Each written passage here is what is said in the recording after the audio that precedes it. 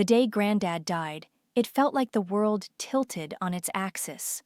Not just mine, but the whole family's. He was the anchor, the quiet force that held us all together, especially me. I was 34 then, and he'd been my constant since I was a little kid. I still remember the smell of sawdust and pine sap from those summers, ever since I was 8 years old, working alongside him, restoring that old cabin by the lake. Every nail, every sanded board, every coat of stain, we did it together. It wasn't just a building, it was a living testament to our bond, a place he always said was ours. The will reading was a week after the funeral, a grim affair held in a stuffy lawyer's office downtown. My older brother, Davis, 37, sat across from me, already looking like he owned the place. My sister, Lexi, 30, was glued to her phone, probably updating her followers on her grief. My mother, Nicole, 59, sat between them, a placid smile plastered on her face, occasionally patting my hand with a touch that felt more like acclaim than comfort. Uncle Samson, 61, my mother's brother, sat quietly in the corner, his usual stoic self. The lawyer droned on, and then he got to the cabin. Granddad, in his wisdom, or perhaps his naivety, had left it to the family for shared enjoyment and upkeep. Ambiguous, to say the least. It was meant to foster unity, I suppose. Instead, it lit a fuse. Later that afternoon, back at Mom's house, the discussion began. Davis immediately took charge, puffing out his chest. "Look, we all know the cabin needs a lot of work. And frankly, Jacqueline, you're too busy with your architecture firm these days. It needs someone there, full-time." I opened my mouth to protest, to remind him that I'd spent every summer of my life there, that I knew every creak in the floorboards, every draft, every repair. But before I could, Lexi chimed in, her voice annoyingly bright. "Yeah, Jackie, you're so sentimental about it. It's just a cabin. We need to be practical. Davis and his family could actually use it." My mother, Nicole, then delivered the final blow, her voice soft but firm. "Darling, it's for everyone. We're just deciding who will be the primary resident for now. It's what's best for the family." She turned to Davis and Lexi. "Why don't we step into the kitchen for a moment?" Just us. It was a dismissal, plain and simple, a quiet, polite exile. Uncle Samson caught my eye, a flicker of sympathy there, but he said nothing. He never did. I stood there watching them retreat, the door clicking shut behind them. I could hear their hushed voices, the occasional burst of laughter from Lexi, Davis's booming pronouncements. They were voting, on my cabin, without me. I walked out of the house, the afternoon sun feeling cold on my skin. I drove straight to the lake, to the cabin.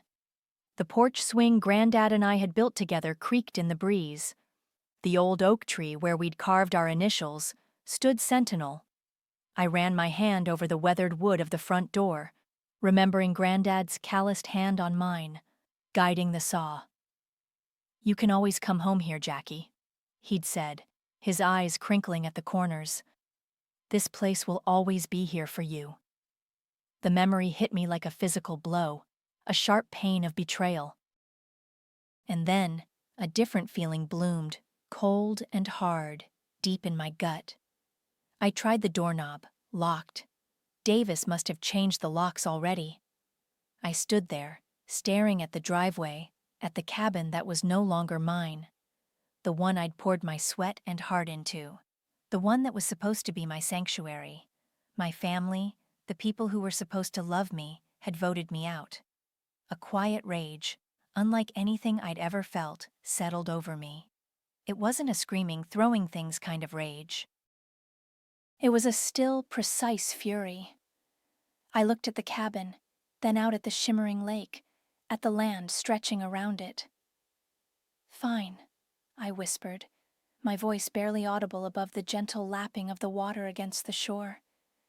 "Take this piece. I'll take everything else. The quiet rage that had settled over me after the vote didn't dissipate. Instead, it solidified, hardening into something cold and sharp. I spent the next few days in a haze, barely registering the calls from Lexi trying to get me to understand, or Davis leaving patronizing voicemails about family unity. I ignored them all. My architecture firm was a good distraction, but it wasn't enough. I needed to build something new, something for myself, something that would dismantle everything they thought they had. My first step was to find a mentor, someone who understood the gritty reality of property. I'd heard about Cruz Whitney, a grizzled house flipper known for turning dilapidated properties into gold mines. He had a reputation for being tough, but fair, and notoriously difficult to work with unless you were genuinely committed. I found his number through a contact in the local construction supply company I used for my firm. I called him cold. "Mr. Whitney, my name is Jacqueline Rivera. I'm an architect, and I want to learn how to flip houses. I don't want a handout. I want to work, and I want to learn everything you know." He grunted into the phone. "Everyone wants to learn, kid. Few want to work." "I do," I said, my voice steady. "I'm willing to start at the bottom. I'm willing to listen." He must have heard something in my voice, a resolve that cut through the usual fluff. He gave me an address for a property on the other side of town, a place he called a real dog. He told me to show up at 6 a.m. the next day, ready to work. I did, and I kept showing up. For weeks, then months, I balanced my architecture firm with working for Cruz. He was gruff, just as advertised, but he was also a meticulous teacher. He saw that I listened, that I absorbed every detail, from sourcing materials to navigating permits. He was desperate for someone who actually listened and worked hard, and I was desperate to learn.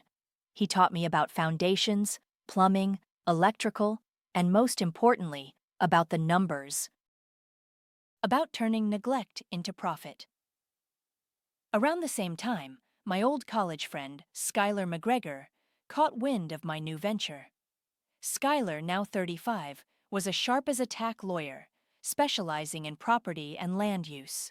We hadn't been super close since graduation, but we'd always kept in touch. She called me one evening. "Jacqueline, I heard you're getting into flipping," she said, her voice warm. "That's quite a pivot from high-end residential." "Everything okay?" I hesitated, then found myself telling her everything: the will, the vote, the feeling of being locked out. She listened without interruption.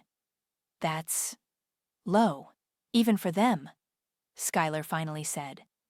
"Look, I can't get involved in the family dispute directly, but if you're buying properties, I can offer some guidance. Free guidance for a friend, just to make sure you're not missing anything legally." It was a quiet offer of support, but it meant the world. A small, steady foundation was starting to form beneath me. The first rental I flipped was a small, 2-bedroom bungalow near the university. It was a mess: leaky roof, outdated kitchen, a jungle for a backyard. Cruz supervised, but I did most of the legwork, the planning, the coordination. It was exhausting, humbling work.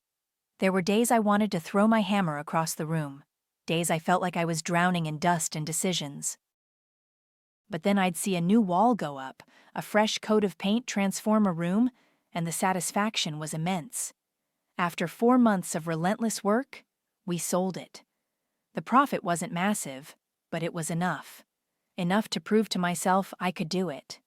Enough to give me a taste of what it felt like to control my own destiny, to create value where others saw only decay. I started looking at properties around the lake then, not just for flipping, but for something more. I spent hours poring over online listings, county records, anything I could get my hands on. I was looking for patterns, for opportunities. One afternoon, driving past the lake, I saw it. A for sale sign on a small, overgrown lot adjacent to the water, just a few parcels down from the cabin. It looked neglected, forgotten. The listing price was shockingly low, grossly undervalued. It was perfect. I called the number immediately. The deal closed quickly. The owner was an elderly woman who just wanted to be rid of it. She didn't care about the potential, only the quick cash. It was my first strategic buy. I drove out there the next day, a copy of the deed and a county plat map spread across my dashboard. I walked the perimeter of my new land, tracing the lines on the map with my finger. And that's when I saw it. Not just on my new parcel, but on the maps of the surrounding properties. Every single entry road, every single path that led to my grandfather's cabin, cut through other private properties. And a surprising number of those properties, I now realized, had for sale signs on them, or were listed as delinquent on taxes. A cold, calculated smile touched my lips. They had locked me out of one piece, but they had left me the keys to the entire puzzle. The discovery of the access roads running through other properties had been a revelation. It was like finding the missing piece of a puzzle I hadn't even realized I was trying to solve. The quiet rage was still there, a low hum beneath my skin, but it was now entirely channeled. There was no room for emotion, only calculation. I dove into property law like it was a new architectural challenge. My firm still demanded my attention, but every spare moment, every evening, every weekend was spent poring over county records, zoning maps, and obscure legal texts. Skylar, true to her word, became an invaluable resource. I'd send her screenshots of easements, questions about adverse possession, and details on tax lien sales. She'd respond with concise explanations, legal precedents, and often links to more resources. "You're becoming quite the expert, Jackie," she'd texted me once. "Are you sure you don't want to switch careers?" I just sent back a smiling emoji. I learned about prescriptive easements, about the nuances of private roads versus public access, about the exact legal definitions of lakefront and water access. I became intimately familiar with every parcel of land surrounding my grandfather's cabin, a level of detail even the county clerk probably didn't possess. I learned that the main gravel road leading to the cabin, the one we'd driven down 1,000 times, wasn't a county road at all. It cut directly through two private properties before reaching the cabin's boundary. One of those properties, a pair of older, smaller cabins just north of Grandad's, belonged to a man named Stuart McGregor. He was a distant relation of Skylar's, I later found out, though they weren't close. Stuart was in his late 60s, a gruff, reclusive man who rarely came down to the lake. The county records showed he was behind on his property taxes, a significant amount. This was common knowledge among the few year-round residents. I decided to approach him directly. I drove out to his primary residence, a small, neat house in a quiet neighborhood about 20 minutes from the lake. I knocked on his door, a folder of property records tucked under my arm. "Mr. McGregor?" I asked when he opened the door, his eyes wary. "My name is Jacqueline Rivera. My grandfather was Thomas Rivera. We own the cabin down the lake from your properties." His expression softened slightly. "Ah, Thomas. Good man. What can I do for you, young lady?" I got straight to the point. "I know your lake properties are listed as delinquent on taxes. I'm interested in buying them. I can offer a quick cash sale, enough to cover your back taxes and leave you with a good chunk besides." He invited me in. We sat at his kitchen table, and I laid out the plat maps, showing him how his two parcels encompassed the main access road and also included a small private dock that had been used by my family for decades, a dock I now realized technically belonged to him. He looked at the maps, then at me. "Those old cabins, they've been in the family for generations, but honestly, they're more trouble than they're worth. My kids don't want them, and with the taxes piling up..." He sighed. "This has never felt like home anyway, just a burden." His words resonated. I understood that feeling, the burden of something you were supposed to cherish but couldn't. We negotiated for a bit, but he was tired, and I was fair. Within 2 weeks, the deal was done. Skylar handled the paperwork, ensuring every detail was ironclad. I now owned Stuart McGregor's 2 lakefront cabins, the land they sat on, and crucially, the main access road leading to my grandfather's cabin. And the front dock. I drove out to the lake the next day, a feeling of quiet satisfaction spreading through me. I walked down the gravel road, now my gravel road, all the way to the dock. It was an old, weathered wooden structure, but sturdy.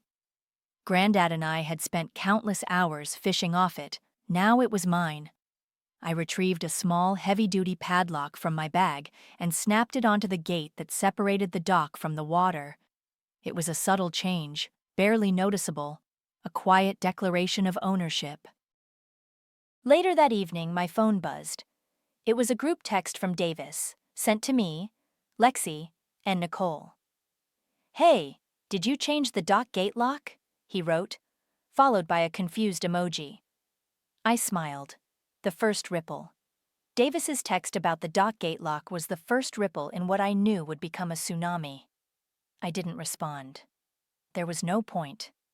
My actions would speak louder than any words. With the McGregor cabins now mine, I had 2 more properties to add to my growing portfolio. They weren't in as bad shape as the first bungalow I'd flipped, but they needed work to be suitable for short-term vacation rentals. That was my plan. The lake was a popular tourist destination, especially in the summer months, and I knew there was a high demand for quality rentals. Crews helped me assess what was needed, and my architecture background kicked in, allowing me to design efficient, appealing renovations.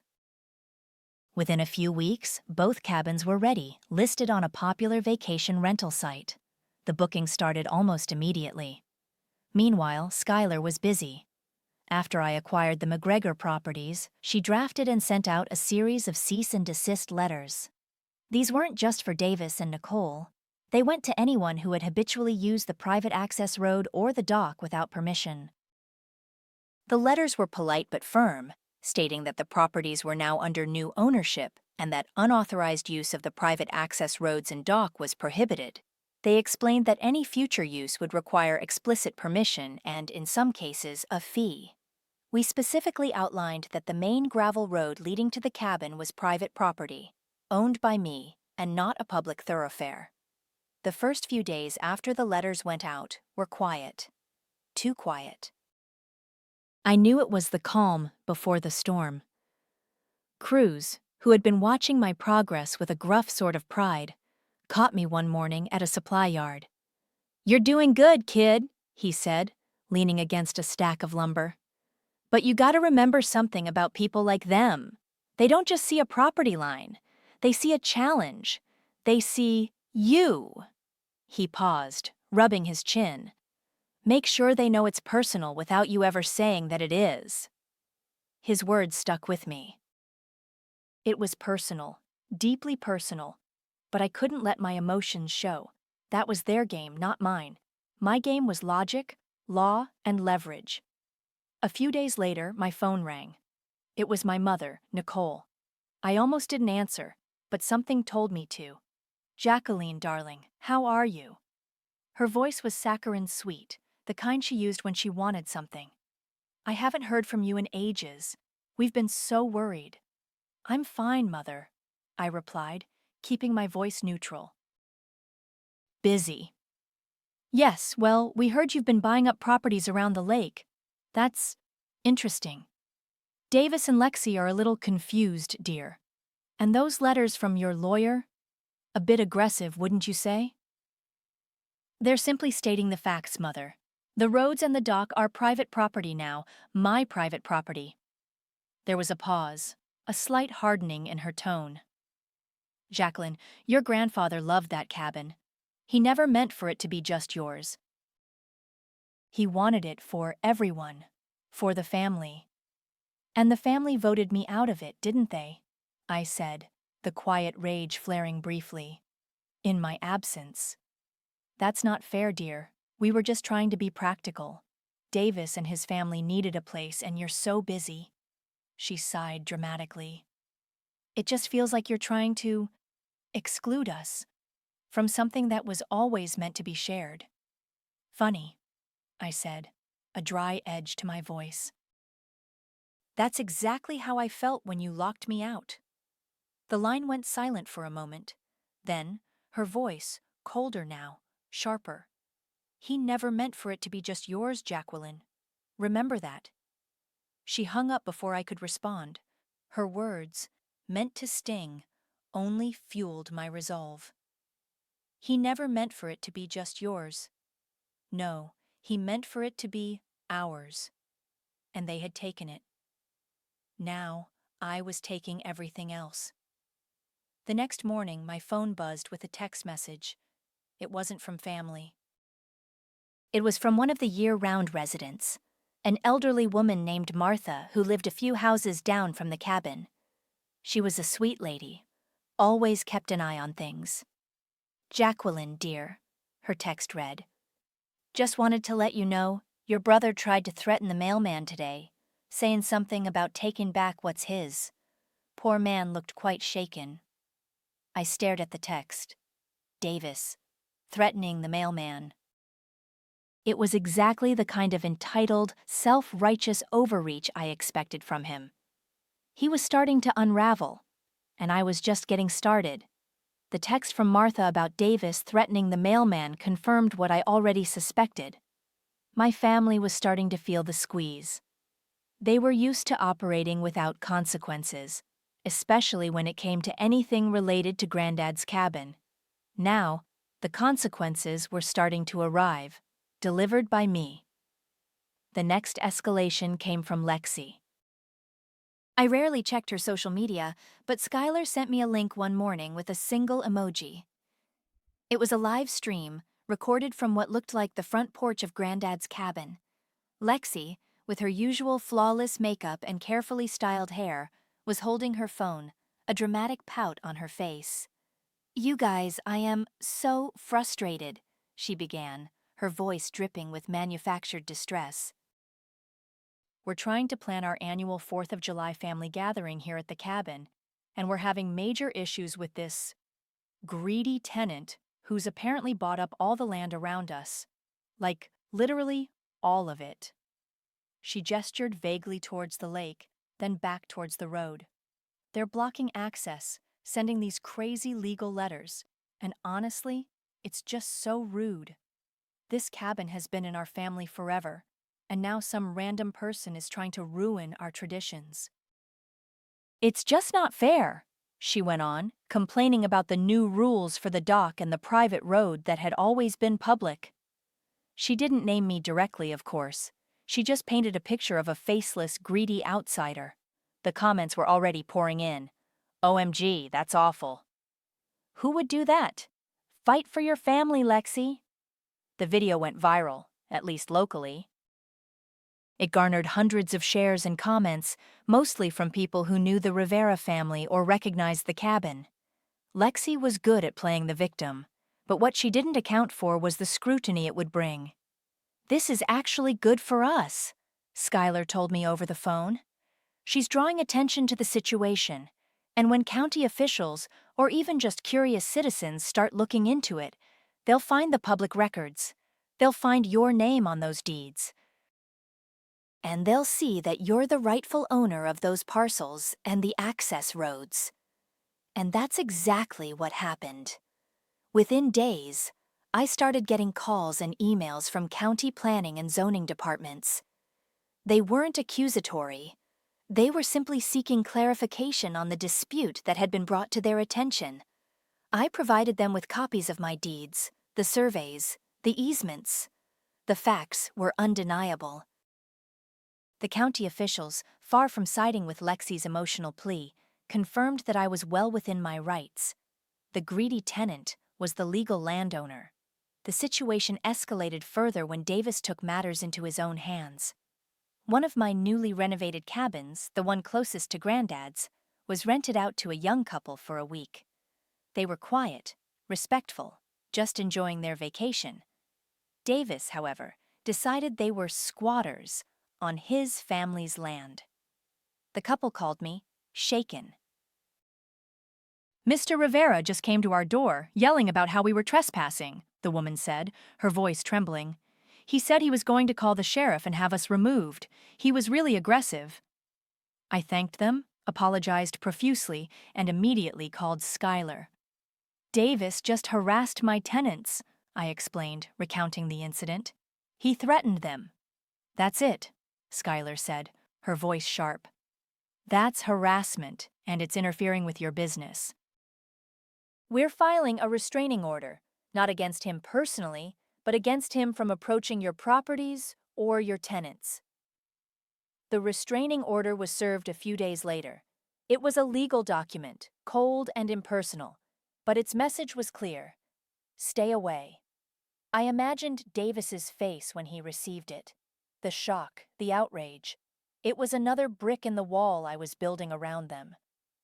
The next day, I found a small folded piece of paper tucked under a rock on my porch. It wasn't a bill or a flyer. It was a letter, handwritten, in a child's careful, slightly wobbly script. Dear Jacqueline, it began. I'm sorry. I miss you. I miss the cabin. I miss fishing with you. Please don't be mad forever. It was from Lindsay, Davis's daughter. She was 12 now, and the only one of the kids who had ever really connected with me. She was a quiet, thoughtful girl, much like I had been at her age. We'd spent hours together at the cabin, exploring the woods, skipping stones on the lake. She was the one bright spot in the entire family, the one I genuinely missed. I held the letter, a pang of something akin to sadness, but also a fierce protectiveness, stirring in my chest. Lindsay was innocent in all of this. She was just a kid, caught in the crossfire of her parents' entitlement. I folded the letter carefully, tucking it into my wallet. It was a reminder that not everyone in that family was lost, and it was a reminder of why I was doing this, not just for revenge, but for a sense of justice, for the memory of a place that had been truly good. Lindsay's letter stayed in my wallet, a quiet counterpoint to the escalating legal battles. It was a reminder of the innocent collateral damage, but it didn't deter me. If anything, it solidified my resolve to secure what was mine, so that perhaps, one day, Lindsay might understand. After the restraining order, Davis and Lexi went quiet for a few weeks.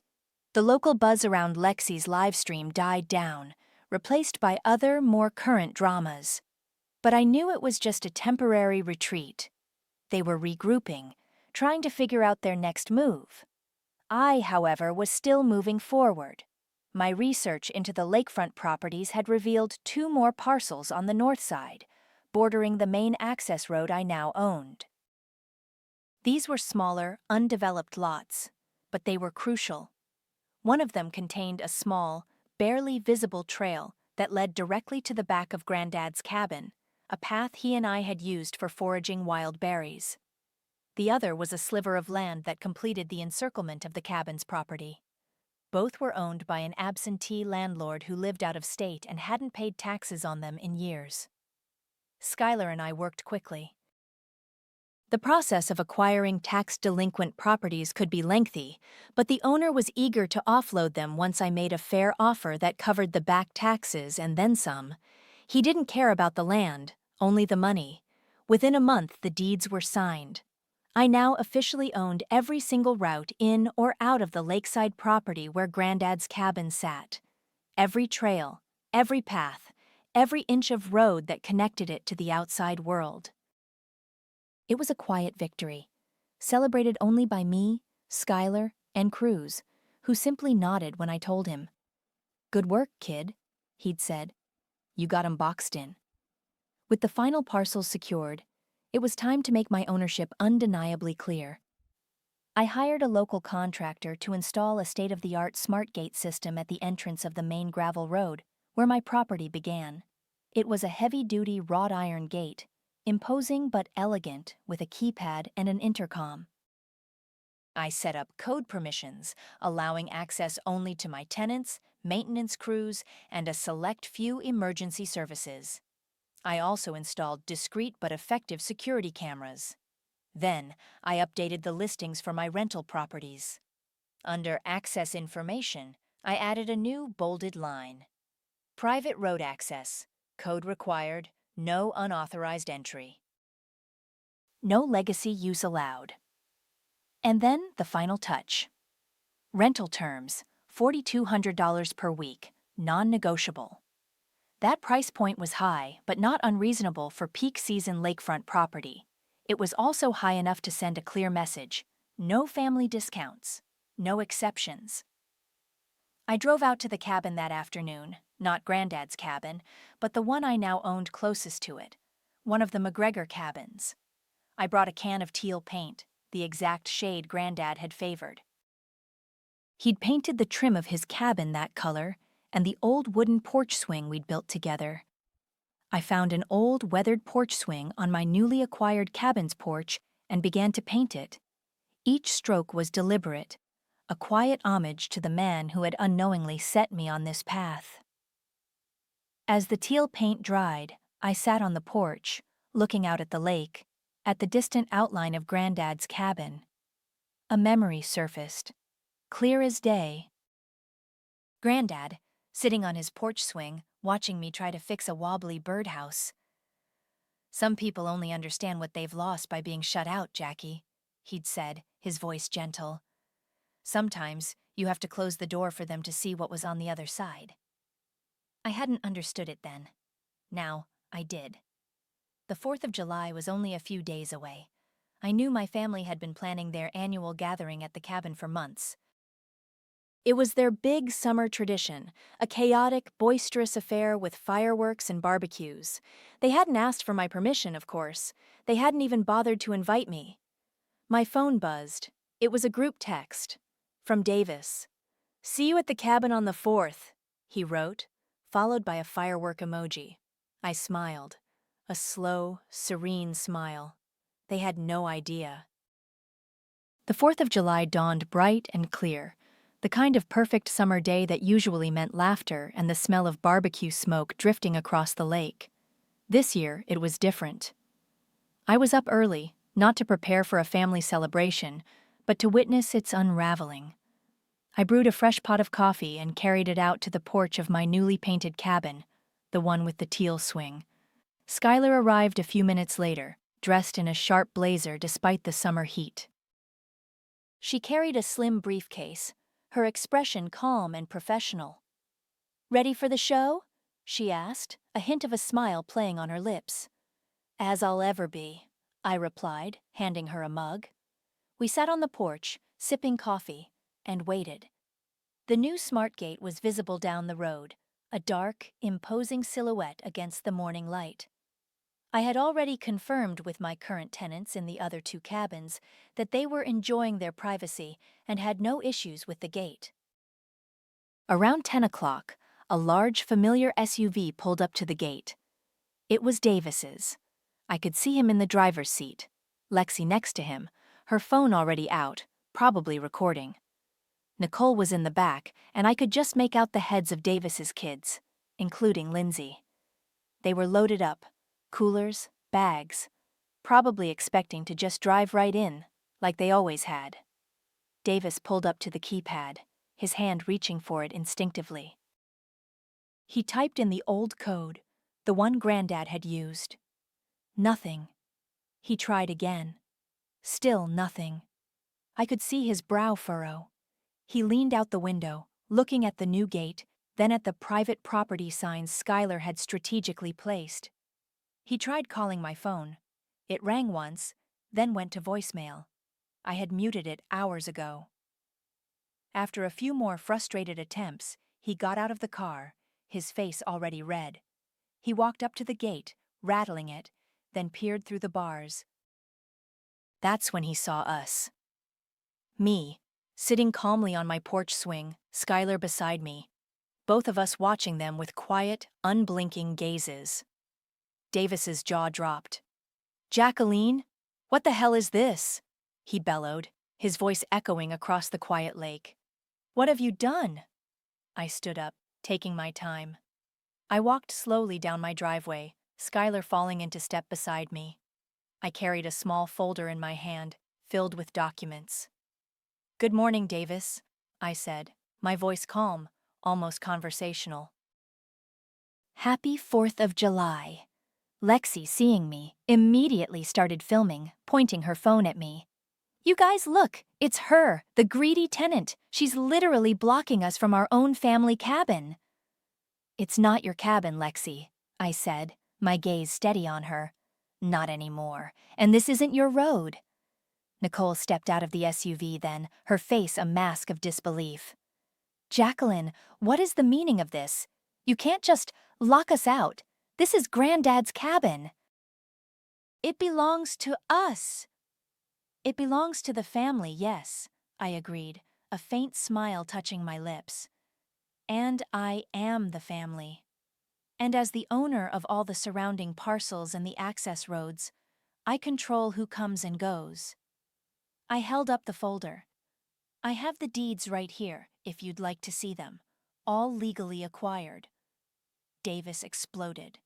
You manipulative bitch! You planned this. You bought up everything just to spite us. He took a step towards the gate, his hands clenching into fists. You think you can just take what's ours? I'm not taking anything, Davis, I said, my voice unwavering. I'm simply asserting my property rights. As the owner of this private road, I'm only accepting short-term renters, starting at $4,200 a week, non-negotiable. I paused, letting that sink in. And no family discounts. Lexi gasped, her phone still recording. You're trying to charge us to get to our own cabin? This is insane. This is blackmail. It's business, Lexi, I countered. Just like your social media, you monetize your assets. I'm monetizing mine. Nicole's placid mask finally cracked. Her eyes welled up. Jacqueline, please. This is our tradition. Your grandfather would be heartbroken. She tried to play the emotional card, the one she always used to manipulate. He never meant for it to be like this. He loved us all. He loved me too, Mother, I said, my voice flat. And you all voted to lock me out of the one place he said I could always come home to. You made your choice. Now I've made mine. I pointed to a freshly painted sign next to the gate, clear and unambiguous. Private property. No trespassing. Violators will be prosecuted. Just then, the back door of the SUV opened, and Lindsay stepped out. She looked small, her eyes wide as she took in the scene. She looked at her parents, then at me. I told you, Lindsay said quietly, her voice barely audible, but clear in the sudden silence. I told you we should have invited her. Davis and Nicole spun around, staring at her, aghast. Lexi's camera wavered. I met Lindsay's gaze, a flicker of something unreadable passing between us. Then, I turned back to my family, my face impassive. The code won't work, I said, and you're on private property. You need to leave. As they stood there, stunned and furious, a faint buzzing sound grew louder. A small drone, sent by Skylar's assistant from a discreet distance, rose slowly into the sky above us. It zoomed out, capturing the scene. Davis, Lexi, and Nicole, trapped outside the gate, their faces contorted in disbelief and rage. And me, standing calmly inside, the new gate a symbol of my dominion. The drone continued to climb, showing the entire lake perimeter, a vast expanse of land that was now, undeniably, mine. The cabin, a tiny speck in the distance, was completely surrounded. The 4th of July confrontation at the gate was the final, undeniable declaration. My family, stunned and outmaneuvered, eventually retreated. I watched them drive away, the SUV a shrinking dot down my private road, until it disappeared from view. There was no triumph, no wild exultation, just a profound, quiet sense of completion. Weeks passed. The summer rentals filled the cabins. Happy strangers, families with excited children, and couples seeking a quiet escape replaced the entitled chaos my own family used to bring. The lake buzzed with their laughter, not the strained, performative joy of my relatives. It was a different kind of energy, lighter, unburdened by resentment. I still worked at my architecture firm, but my focus had shifted. I spent more time at the lake now, overseeing the rentals, walking the land that was entirely mine. The air felt cleaner here, the quiet more profound. One late afternoon, I sat on the porch of the McGregor cabin, the teal swing creaking softly.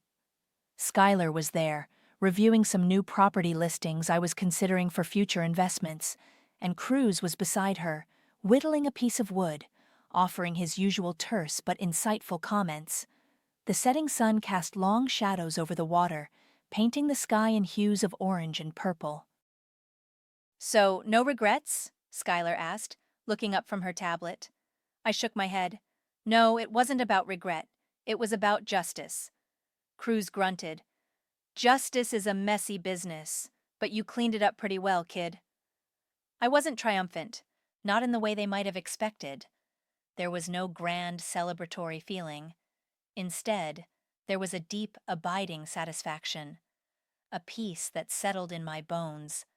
I had taken back what was mine, and then some, not with anger, but with calculated precision. A few days later, a small padded envelope arrived in the mail. No return address. Inside, nestled between two pieces of cardboard, was a photograph. It was an old one, faded at the edges, but instantly recognizable. Me, maybe 10 years old, grinning, holding up a fish almost as big as I was. Granddad was beside me, his arm around my shoulders, his eyes crinkling with pride. We were standing on the old dock, the one I had just put a new lock on. On the back, in that familiar, slightly wobbly script, were 3 words: "I miss you." Lindsay. I traced the words with my finger. She was the one thread of genuine connection that remained, untainted by the greed and manipulation of the others. I knew she was still young, still under her parents' influence, but her small act of defiance, her quiet apology, meant something. It meant there was still a part of that family, however small, that understood. I didn't win because I took it. I won because they gave it up, thinking I wouldn't fight. They thought my emotional attachment was a weakness, something to be exploited. They didn't realize it was my strength, the fuel for every late night spent studying property law, every early morning spent with Cruz, every calculated move. They saw a quiet, bookish woman and assumed she was easily dismissed. They learned otherwise. Revenge didn't fix my family. It never could. They were too far gone, too steeped in their own entitlement. But it restored justice. It righted a profound wrong. It gave me back a sense of control, of agency, that they had tried to strip away. He always told me the land remembers who cares for it. Now it remembers me.